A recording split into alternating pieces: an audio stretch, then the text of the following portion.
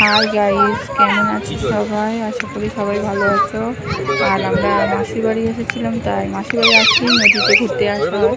তাই নদীতে ঘুরতে এসেছি। দেখো নদীটার লুকটা দেখো কতটা দারুণ, হালকা রোদ কতটা সুন্দর লাগছে নদীটা। আমরা ঘুরতে ঘুরতে যাচ্ছিলাম, কি সুন্দর লাগছে নদীটা। আরো লুক আছে, দেখুন আপনারা। আপনারা আসবেন এই নদীটায় ঘুরতে, খুবই সুন্দর লাগছে গাছপালা। আর এই দিকটা দেখুন, এত সুন্দর। এটা জেটিঘাটটা, এত সুন্দর ঢেউ হচ্ছে। ইচ্ছা ছিল লাগছে, কিন্তু আমার এত ভয় লাগছিল, তাই ওপর থেকেই ভিডিও করছিলাম। আর স্টিক নিয়ে যায়নি, এতটা অসুবিধা হচ্ছে ভিডিও করতে। যতটা পারছি আপনাদের দেখানোর চেষ্টা করছি ঢেউগুলো। খুব সুন্দর। আমার ভাই আমি ডাকছিলাম চলে আয় চলে আয়। আমার এতটাই ভয় লাগছিল। ঢেউগুলো দেখুন, দেখেই ভয় লাগবে। তারপর আমি ওপর থেকেই বসে বসে বলি আমাকে একটু দেখায়।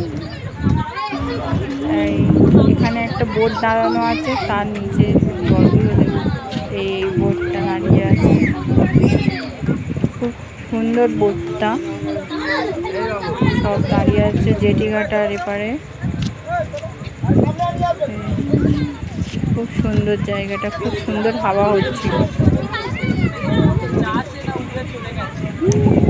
আর আমি এতই ভয় পাচ্ছিলাম, আমি বলি আমার জুতোর উপর ভরসা নেই, এতটাই হিল ছিল, তাই খালি পায়ে হাঁটছিলাম।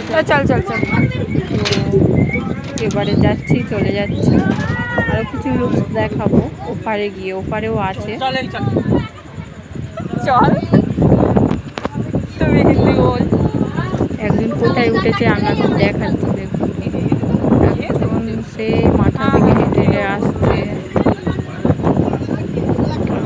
আমার এত ভয় লাগে করে, তাও আপনাদের দেখানোর জন্য ভিডিওগুলো করছি। প্লিজ শেয়ার, কমেন্ট, লাইক করে দেবেন। আর লাস্টে তাহলে একটু ঢেউ ওখানে উঠতে হবে না, সত্যি ভয় লাগছিল, কিন্তু এখানে আসতে ভালো লাগছে।